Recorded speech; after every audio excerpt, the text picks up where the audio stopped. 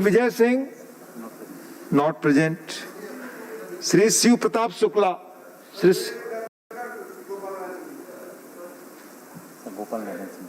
श्री गोपाल नारायण सिंह,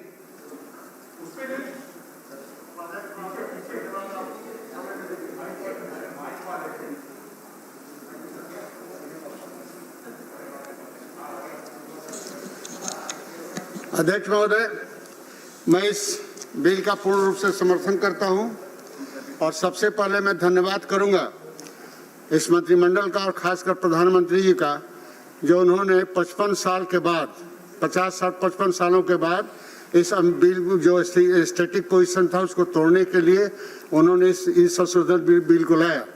मनो जब से ये सरकार बनी तब से लगातार किसानों के प्रति सिंपैथी दिखाते हुए किसान की आमदनी बढ़ाने के लिए प्रधानमंत्री का कमिटमेंट था, उसको पूरा करने के लिए बहुत सी योजनाएं और सुविधाएं किसानों को दी गई, जिसके चलते काफ़ी किसान में वृद्धि हुई और पैदावार में काफ़ी वृद्धि हुई। उसका ज्वलंत उदाहरण है कि कोरोना के बाद लगभग 15 से 20% फसल उत्पन्न करने की क्षमता बढ़ गई है और फसल में बुआई भी सबसे ज़्यादा हुई है। अब समस्या ये उठता है कि ये जो फसल पैदा हो रहा है उसका परचेजिंग का और किसानों को लाभ कैसे दिया जाए, इस समस्या के समाधान के लिए ये बिल को लाया गया है।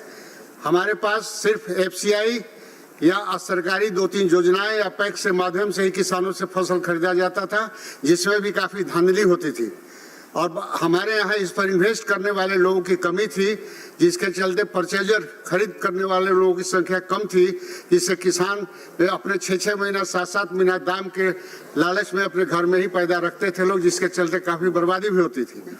इस अमेंडमेंट के माध्यम से अब लोगों को जो अब इसमें पूंजी इन्वेस्ट करने की बात बढ़ेगी, बड़े बड़े छोटे छोटे राइस मिल होगा या फ्लोर मिल है उनकी बढ़ोतरी होगी, जिसके चलते खरीदारों की संख्या बढ़ेगी और हमारी जो फसल जो है बाहर विदेशों में भी एक्सपोर्ट करने की व्यवस्था होगी, जिसके चलते किसानों को इसमें लाभ काफ़ी मिलने वाला है। इसलिए हम चाहेंगे कि सभी लोग सबको इस पर समर्थन करें और इसको सब सहमति से बिल को पास किया जाए।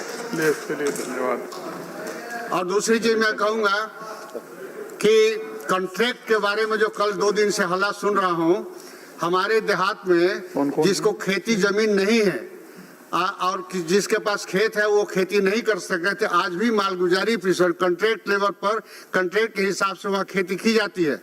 लेकिन बीच में बटाईदारी बिल जो बीच में हर एक स्टेट्स में आए कम्युनिस्टों के चलते, जिसके चलते लोग डर गए थे, खेत जमीन रहते हुए किसी को बटाईदारी पर देने के लिए या उसको कॉन्ट्रैक्ट पर देने में डरते थे।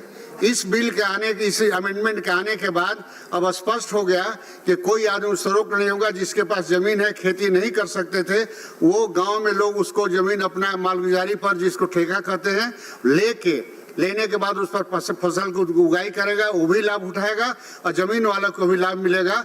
इसलिए एक व्यवस्था स्टैटिक व्यवस्था जो थी उसमें काफ़ी प्रगति होगी और आज जिस तरह से हमारे फसल के किसानों में उत्साह आया है और ये व्यवस्थाएं बढ़ रही हैं, जिसके चलते किसानों की जो आमदनी बढ़ेगी और ये प्रमाणित होने लगा है कि तरह तरह के लोगों में, जिसे हम आत्मनिर्भर गेहूँ या चावल में हुए, अब सरप्लस में हम जा रहे हैं और आगे इस फसल के बाद हम और सुपर सरप्लस में जाएंगे।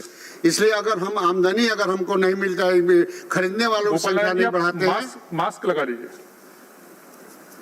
खरीदने वालों की संख्या अगर नहीं बढ़ाते हैं तो फिर किसानों के साथ पैदा करने के बाद भी उनके ऊपर उनकी जो स्थिति है सुधरने वाली नहीं है। इसलिए प्रधानमंत्री जी का जो कल्पना है कि 22 तक हम दुगना आमदनी कर देंगे किसानों का, इसके लिए ये संशोधन अति आवश्यक था। इसलिए अध्यक्ष महोदय मैं इसका पूर्ण रूप से समर्थन करता हूं। धन्यवाद। धन्यवाद। Next speaker SR Balasubramaniam. Thank you, Mr. Chairman. The very sharp rise in prices of food and essential commodities was a phenomenon that characterized the last few years. Some of those inflationary trends have persisted in the present government's tenure as well. Though overall inflation has been kept under check, food inflation has not been effectively tackled.